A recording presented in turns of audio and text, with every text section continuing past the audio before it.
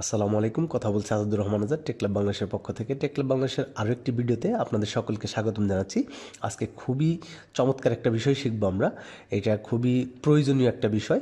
আমরা শিখব কিভাবে তার আরএম ক্যালকুলেশন করতে হয়। আমরা যারা আগে থেকেই কেবল ব্যবহার করতেছি কিন্তু কেবলের আরএমটা না জানার কারণে কিভাবে ক্যালকুলেশন করতে হয় সেটা না জানার কারণে আমরা সেম আরেকটা কেবল কিনতে চাইলে আমাদেরকে কেবলের স্যাম্পল নিয়ে যাইতে হচ্ছে।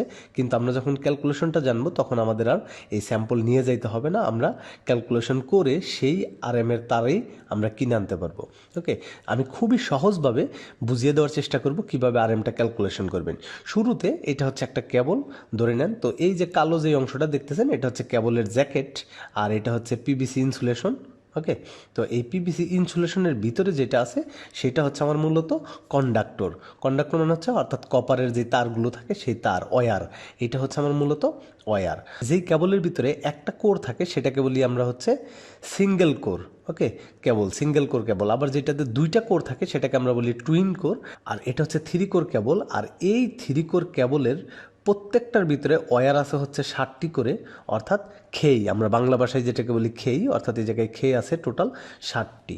এখন আমরা ক্যালকুলেশন করব কিভাবে আরএম ক্যালকুলেশন করতে হয়। তো আরএম ক্যালকুলেশন করতে হইলে আমাদেরকে শুরুতেই যেটা করতে হয় সেটা হচ্ছে প্রত্যেকটা খেয়ের আমাদের ইন্ডিভিজুয়ালি ব্যাস জানতে হবে। তো এই ব্যাসটা আমরা কিভাবে নির্ণয় করব? আমরা একটা স্লাইড ক্যালিপার্স হাতে নিয়ে এই ক্যালিপার্সের সাহায্যে আমরা যে কোনো একটা খেইকে নিয়ে তার মধ্যে স্লাইড ক্যালিপার্স ধরে আমরা হিসাব করব যে ওই খেয়ের ব্যাসটা আসলে কত।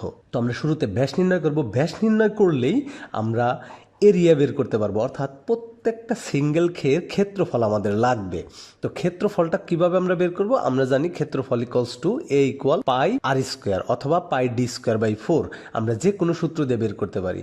তো আমরা যখন আর এর মান হচ্ছে ব্যাসার্ধ, অর্থাৎ যেই ব্যাসটা পাবো তার অর্ধেক বসাবো যদি পাই আর স্কোয়ার সূত্র বসাই।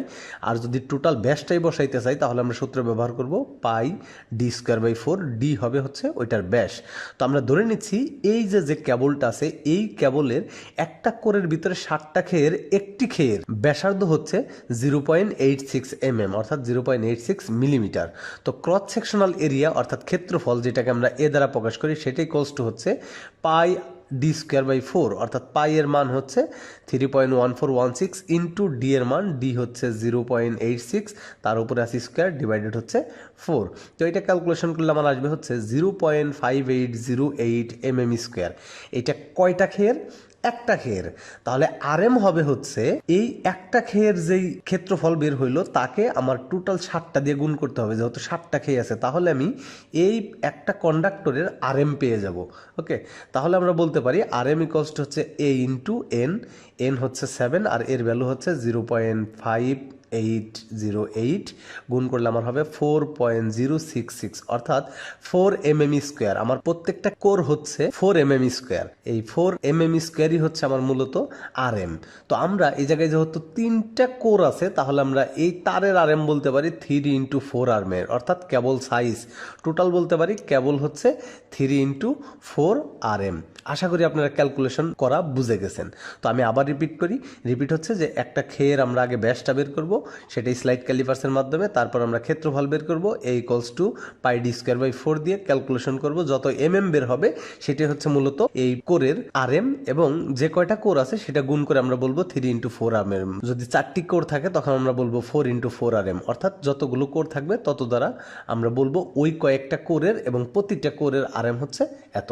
ওকে, তো এইভাবে আমরা তারের আরএম নির্ণয় করতে পারবো আশা করি। তো এখন থেকে আপনারা তারের আরএম নির্ণয় করে আপনারা বাজারে থেকে আশা করি কেবলগুলো কিনতে পারবেন।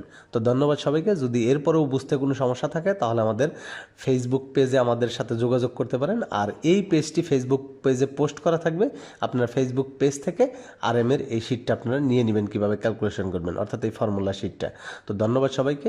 আপনারা যারা ইন্ডাস্ট্রিয়াল অটোমেশন বা পিএলসি ইনভার্টার এইচএম এর কাজ শিখতে চান তারা নিচের নাম্বারে আমাদের সাথে যোগাযোগ করুন। আল্লাহ হাফেজ।